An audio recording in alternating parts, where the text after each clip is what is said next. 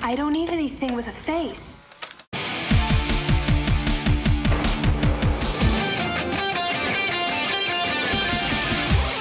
Welcome back to It's Too Bad, the show where we watch bad movies and try to find the good in them. I'm Ted. I'm Jason, and this is our last episode of the season. We're in the middle of our video game month. We are. And what better terrible video game movie to end the season with than Super Mario Brothers? Yes. So excited. Buckle up. Again, I understand why people hate it. Okay, I get it. You do. I get it, but I'm going to play devil's advocate and say that it wasn't as bad as we all think. Because all you want to do is say it's not like the video game. Think about the video game. How would you make that a real movie? You wouldn't. Just let it go. This is as good as it's going to get. Tell me how you make this movie just like the game.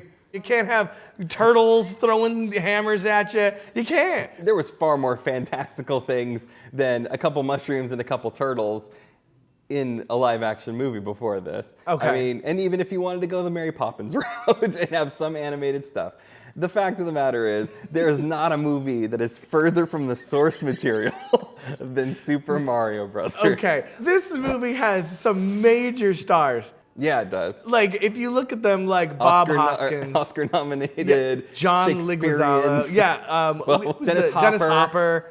There are some people in here that you go, well, they all heard the movie title and said, wow, we got chosen to be in Super Mario Bros. This the biggest thing to ever happen to video games. Yeah, to children. This is going to be such a good idea. Yeah. Let's talk about the characters. Let's talk about Mario and Luigi. They are the most detestable creatures on Earth. Pretty bad. Right? Yep. Like, Mario just is this Brooklyn guy with his button-up shirts that are buttoned to here and little, like, necklace on. And then he's a plumber, but they're really bad plumbers. Yeah, they're not So great. they're not even great plumbers. No. They're going to go out of business. These are the people that rise above and save both worlds. So there are two worlds. Some asteroid millions of years ago hit our planet and separated it into two different dimensions. And so here, I guess the primates evolved into humans. Yes. And there, the lizards also evolved into humans. King Koopa is a human, okay? Yes. Okay. He's not a giant dinosaur dragon creature thing. No. However, his Goombas are not little mushrooms like we had in the game. They are weird dinosaur-faced people. The most frightening thing I've ever seen on disgusting. film. It is so scary. I wanted to turn the movie off. The second I saw one, I said, I want to go home. And I was home, Jason. Those gross things are on screen, probably more than Mario was. In this movie, they were more aware of what was in the game than Street Fighter was. I feel like these people had at least words or ideas or thoughts, but they're like, we can't do that. That would be ridiculous.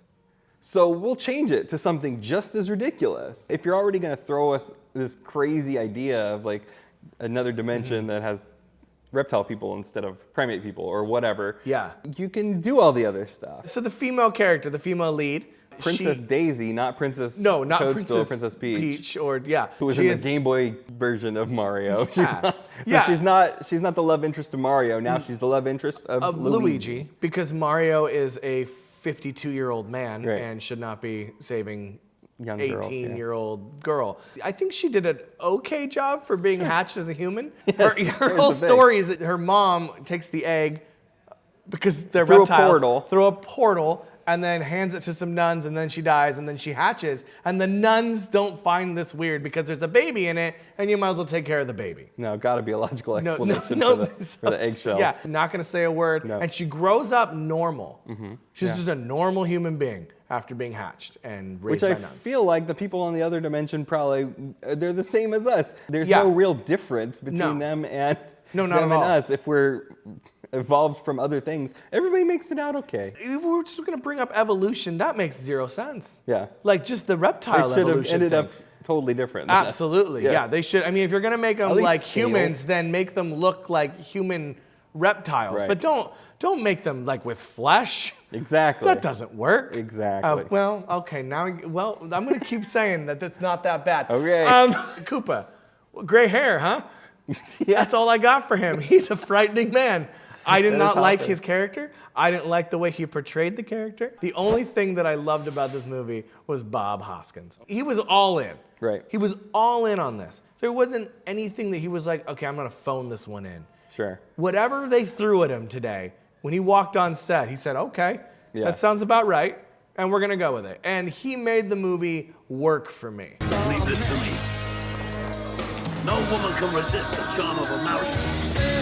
Hey, the name's Mario. I'm your main man.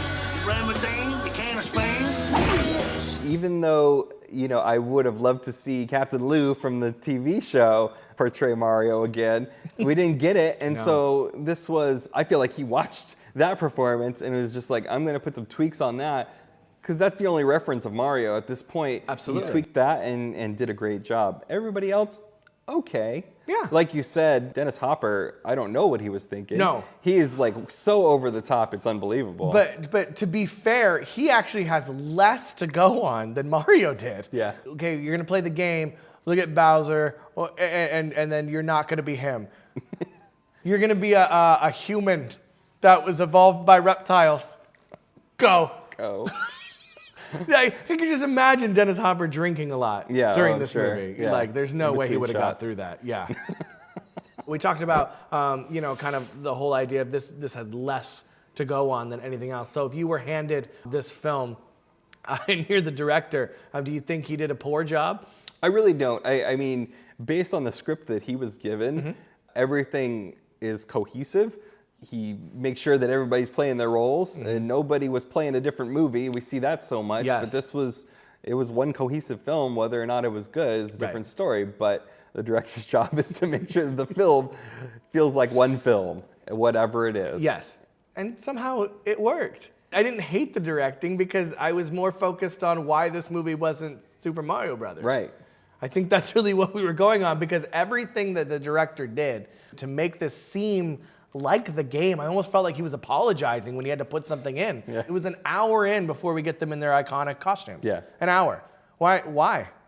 You might as well put them right at the beginning. They're plumbers. Just put them in their stupid overalls and that's it. Why did we not have that? It was super easy and they didn't do it. So everything there's like something like that, it was almost like, remember this? And you're like, okay, yeah, but he's almost apologizing saying, I'm so sorry. Like the little bomb that walks across the street with little Reeboks on. So the little bomb is the closest thing we ever got to anything from the game. Yes. It looked like a bomb from the game, and that was it. And you're like, yeah, more of that stuff. That would have been Where's fun. that stuff? Yeah. If we can have that, and that's wacky and ridiculous and whatever, and it's coming down, the fungus Yeah. is helping them through the whole movie and gives them a bomb. Right. Like, why can't we have a plumber that jumps high? You know, like, why can't we have a flower that they eat and they can shoot fire? Those things are not so crazy. No, when you think about the evolution grand portion scheme. of this whole thing and the other dimension, we should be able to do whatever we want. Yeah. The director tried his best, but again, the script he had to work with. Plus, how can this miss? Right. That's what every executive producer and people in their little ivory towers, they said they have a franchise that's making so much money. All we have to do is make it a movie and we'll make millions. Exactly. They can't trust the people that actually know the material. Right. And you had millions of children that could have told them how the movie should have been. Of course. And it would have been fine. And then the kids would have made a great movie. Even like sound effects. They didn't use them. They didn't use them. This is a video game built on iconic sound effects. Right. I heard more Mario sound effects in Cool as Ice than I did in this movie about Mario Brothers. Actual fact. How is that possible? Actual How is fact. that possible? Cinematography, how the film looked. What do you think? I think if we're throwing away, like you said, throwing away Mario, there's some interesting visuals in this film, and the production value's there. Like they had the money, and so when they first get thrown into this other dimension, and it's like New York, but a different New York. Yes. I feel like even though you could tell those were sets or whatever, it's still felt like a weird dystopian future of New York, and it was sort of unsettling but sort of cool to look at. And throughout the film, you never had bad shots, and you're dealing with millions of dollars here, so of course you're paying somebody that's this isn't on like a handheld camcorder. Right. Yeah, this looks good. Yeah, exactly.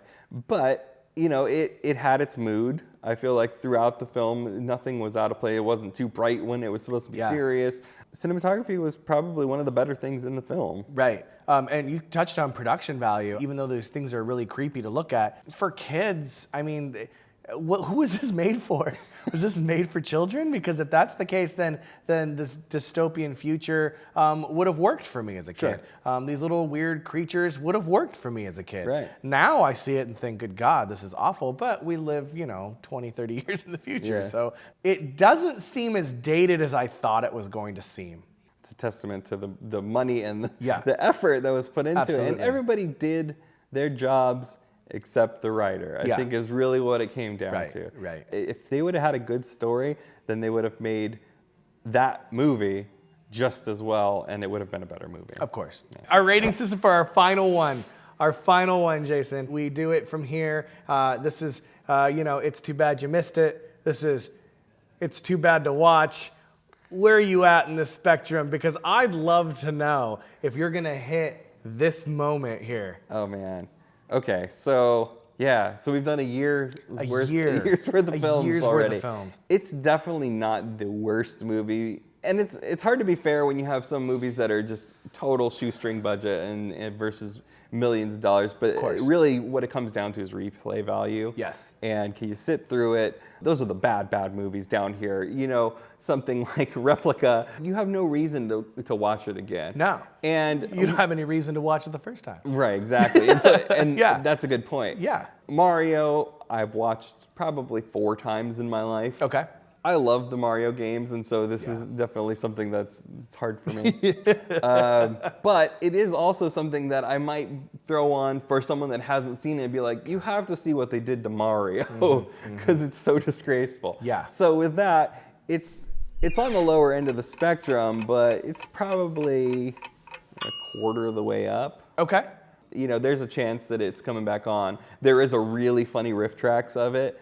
And so if you're going to watch it, just watch it that way, because mostly they're just pointing out how it's not Mario. But that's kind of the only 2 scenarios I could see myself ever watching it again. Okay. It's not a bad movie. It's just not Mario. And so it's a bad Mario movie. Right. And for me, that's where the entertainment value comes in. Yeah. It just hits no marks on that game. And so going in, you think Super Mario Brothers, all right. Yeah. And then it takes you on this complete left turn, and you don't know where you're going or how they're going to get back. But somehow they make this movie and it all works out. Well, good for them. So here's my thing with that. I'm kind of mean I think I would make people watch this movie, and people being my students.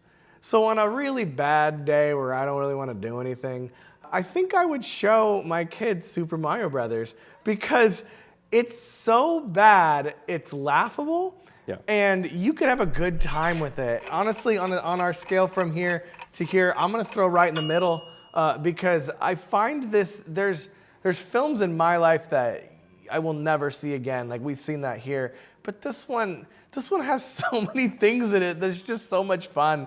I think it's so terrible that people have to see it, because Mario is still important today. Yeah. It hasn't fallen off in the gaming world. So this one, to me, if you play the games, you gotta see the movie. Right. It's just part of the lore, the fun of Mario Brothers. Yeah. They had a terrible movie. Watch it. It's a good time.